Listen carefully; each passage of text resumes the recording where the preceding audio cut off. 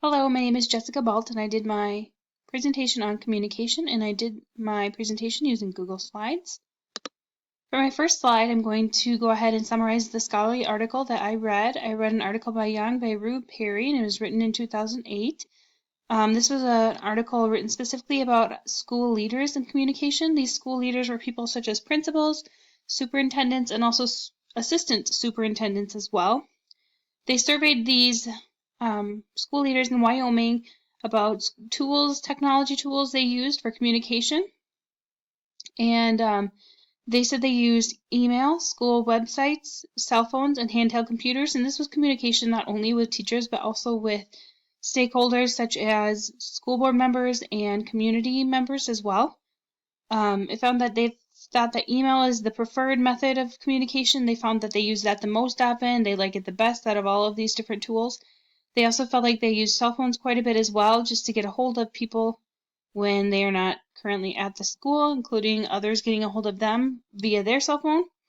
And they did say that one downfall of all of this technology and all of these communication tools that technology allows for is that they miss the face-to-face interaction with others. That doesn't always get to take place. However, there is more communication that's able to happen because of these tools.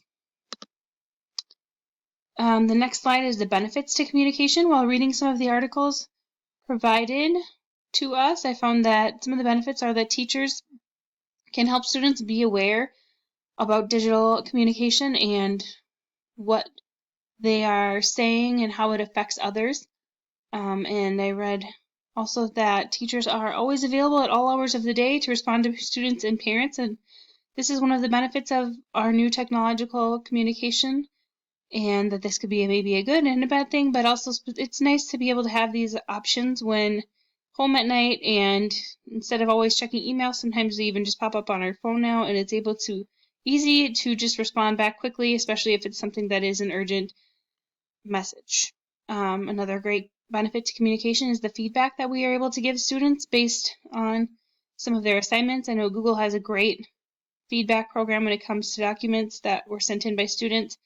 It's been great. I used that a lot when I was grading papers last year. But also there's a lot of technology tools to give formative assessments out, and that gives the teacher feedback as well. So not just feedback for the students, but also feedback for the teacher. And lastly, it creates better relationships with students and teachers. If you only see a student for an hour a day, having these options to communicate with them outside of the classroom will benefit your relationship greatly.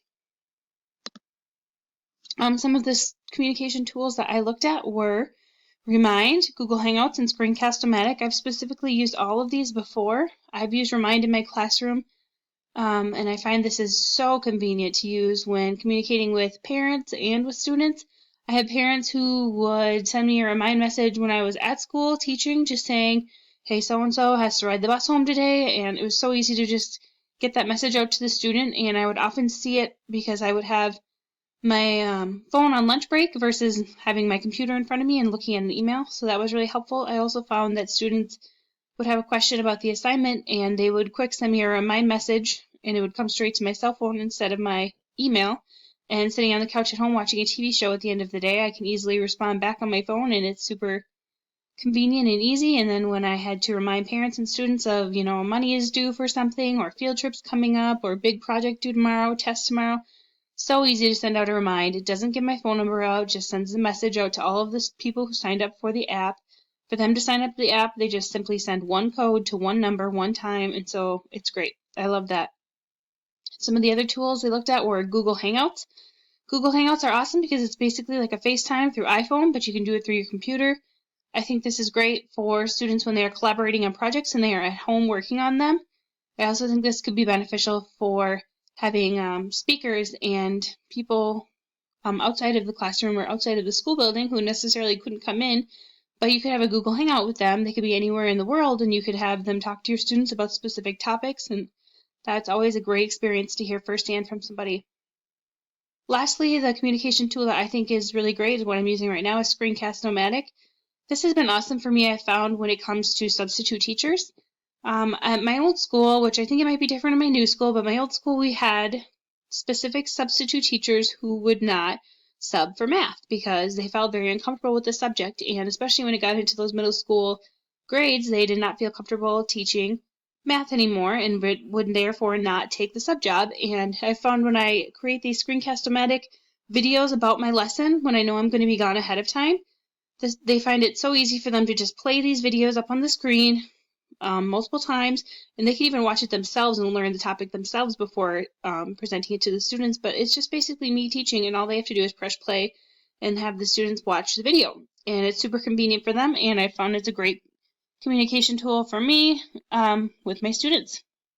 And it would also be awesome for them to create their own Screencast-O-Matic when it comes to presenting something they've created in the classroom.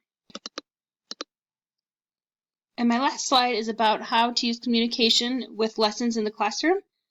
My first idea would be to talk to students, and we did do this in our homeroom last year, my old school, about just the communication they have with others online and via technology, and how it's so easy to fall into the role of possibly being a cyberbully or getting cyberbullied by others, and how that their words and their integrity are on the line here when it comes to communicating with others. It's easy to hide behind a screen and say hurtful things, but it really will backfire in the end, and how it can affect them when it comes to job searches in the near future, what they have online, because it is never something they are able to take back. And we had a lot of good conversations like that about communication with my students last year, and I think that is something that is really important to have time with students during that 20-minute homeroom time. Having a mini lesson about that is super important to communicate with them about what communication is and how it can affect them.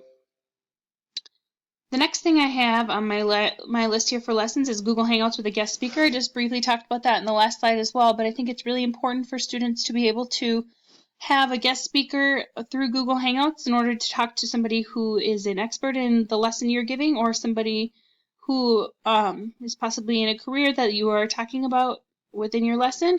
Students are able to speak to this person one-on-one, ask questions, and this person doesn't necessarily have to drive out to your school and be right in front of them. They're able to be available to you through Google Hangouts. Lastly, I think creating an infographic would be an awesome lesson on communication. I said that Canva is one of the tools that was also in my list of communication tools on the information given, and creating an infographic would be an awesome lesson to have students participate in. They could take an infographic and get down the steps to one of the 7th grade math concepts that I will be teaching throughout the year, and we could also put these around the classroom, and that would be something for them to refer to whenever they forget or have quick questions. They can refer back to the many different infographics around the classroom that they created themselves, and it gives them a little personal touch. And that was my last slide on communication, so I learned a lot from this project, and thank you for listening.